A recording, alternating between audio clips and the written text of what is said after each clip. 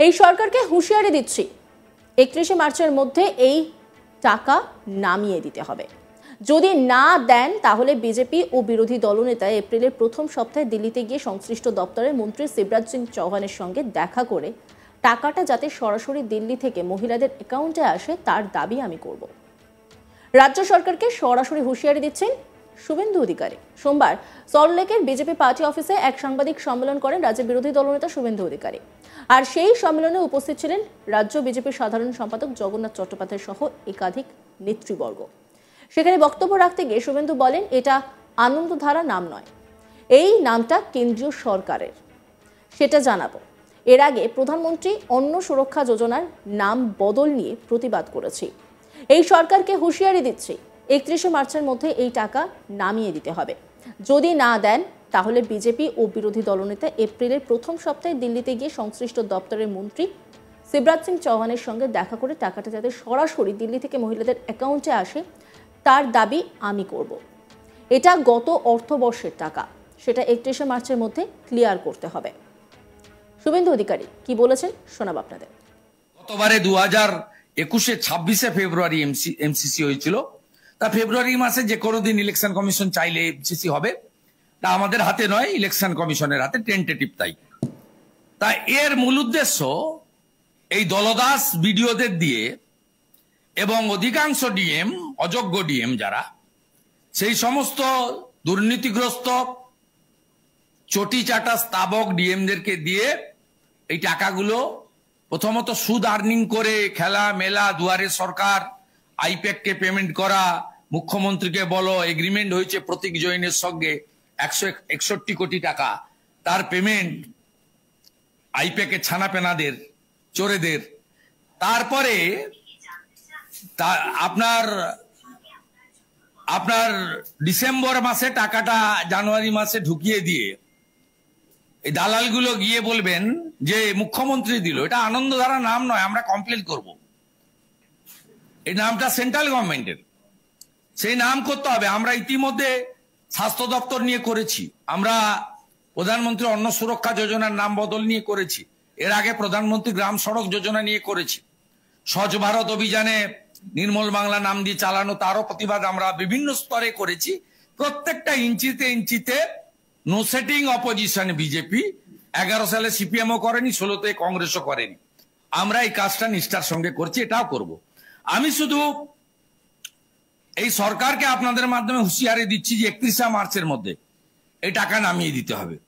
যদি নামিয়ে না দেন তাহলে ভারতীয় জনতা পার্টি এবং leader of opposition first week of April দিল্লিতে গিয়ে সংশ্লিষ্ট দপ্তরের মন্ত্রী শিবরাজ সিং চৌহানের সঙ্গে দেখা করে টাকাটা সরাসরি মহিলাদের অ্যাকাউন্টে যাতে দিল্লি থেকে আসে তার দাবি আমি করব।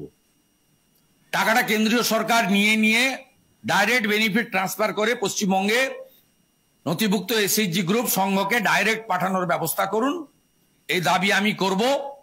এটা গত অর্থবর্ষের টাকা 31শে মার্চের মধ্যে ডিসবার্স করতে হবে, এটা আমাদের স্পষ্ট দাবি। এ ব্যাপারে ডিটেলসে ভাই জগন্নাথ বলবেন।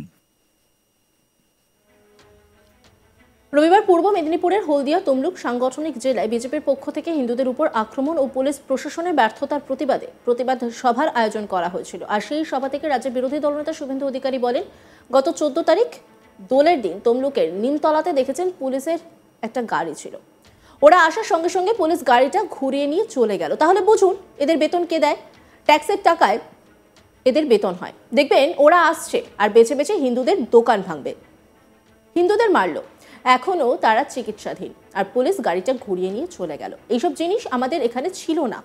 ওই দিন নন্দকুমারে একই রকম জিহাদিদের দ্বারা একাধিক হিন্দু আক্রান্ত হলো। আমাদের এই জেলাতে কেন এই জিনিস হবে? ওদের ভীষণ রাগ আমার উপর। আমাদের এই জেলাতে কেন এই জিনিস হবে? কি বলছেন শুভেন্দু অধিকারী, শোনাব আপনাদের। আমরা দেখেছি, কারণ গত 14 তারিখে দোল পূর্ণিমার দিন তমলুকে নিমতলাতে যেভাবে আমরা ভিডিও দেখেছেন, তো কোন সেখানে প্ররোচনা ছিল? আমরা দেখেছেন পুলিশের একটা গাড়ি ছিল, ওরা আসার সাথে সাথে পুলিশ গাড়িটা ঘুরিয়ে নিয়ে চলে গেল, দেখেছেন তো? তাহলে বুঝুন এরা বেতন কে দেয়? এদের বেতন ট্যাক্সের টাকায় এরা বেতন পায়। আপনি দেখুন ওরা আসছে নিমতলাতে, বেছে বেছে হিন্দুদের দোকান ভাঙবে, হিন্দুদের মারল, এখনো চিকিৎসাধীন আছে, আর পুলিশ গাড়িটা ঘুরিয়ে নিয়ে চলে গেল। এসব জিনিস তো আমাদের এখানে ছিল না। ওই দিন নন্দকুমারের ব্যবস্থার হাতে সেখানে একইভাবে জিয়াদিদের দ্বারা একাধিক হিন্দু ছেলে আক্রান্ত হলো। আমাদের এই জেলাতে কেন এই জিনিস হবে? ভীষণ রাগ আমার উপরে ওদের। এটা কি সাম্প্রদায়িক কথা? না বন্ধু, এটা অন্যায়ের প্রতিবাদ করা। 2রা মে 2021 আমি ভোটে জেতার সার্টিফিকেট নিতে এসেছি হলদিয়া জিডি অফিসের গেটে। যেভাবে এত বড় বড় পাথর ছুঁড়েছে, গোটা গাড়িটাতে একটা কাঁচের অস্তিত্ব রাখেনি। চোখের সামনে এদের আচরণ দেখেছি। এরা কারা? এরা যা খুশি করবে আমাদের মেনে নিতে হবে, তার প্রতিবাদে এই মিছিল।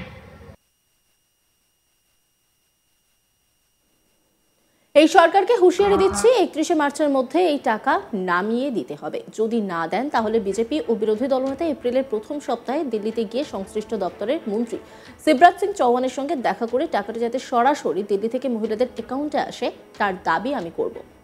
রাজ্য সরকারকে সরাসরি হুঁশিয়ারি শুভেন্দু অধিকারী। সোমবার সল্টলেকের বিজেপি পার্টি অফিসে এক সাংবাদিক সম্মেলন করেন রাজ্যের বিরোধী দলনেতা শুভেন্দু অধিকারী। আর সেই সম্মেলনে উপস্থিত ছিলেন রাজ্যে বিজেপি সাধারণ সম্পাদক জগন্নাথ চট্টোপাধ্যায় সহ একাধিক নেতৃবর্গ। সেখানে বক্তব্য রাখতে গিয়ে শুভেন্দু বলেন, এটা আনন্দধারা নাম নয়, এই নামটা কেন্দ্রীয় সরকারের, সেটা জানাবো। এর আগে প্রধানমন্ত্রী অন্ন সুরক্ষা যোজনার নাম বদল নিয়ে প্রতিবাদ করেছি। এই সরকারকে হুঁশিয়ারি দিচ্ছি, 31শে মার্চের মধ্যে এই টাকা নামিয়ে দিতে হবে। যদি না দেন তাহলে বিজেপি ও বিরোধী দলনেতা এপ্রিলের প্রথম সপ্তাহে দিল্লিতে গিয়ে সংশ্লিষ্ট দপ্তরের মন্ত্রী শিবরাজ সিং চৌহানের সঙ্গে দেখা করে টাকাটা যাতে সরাসরি দিল্লি থেকে মহিলাদের অ্যাকাউন্টে আসে তার দাবি আমি করব। অন্যান্য খবরের আপডেটের জন্য অবশ্যই নজর রাখুন আজ তাক বাংলার ইউটিউব স্ট্রিমিংয়ে। লাইক, কমেন্ট, শেয়ার এবং সাবস্ক্রাইব করতে ভুলবেন না।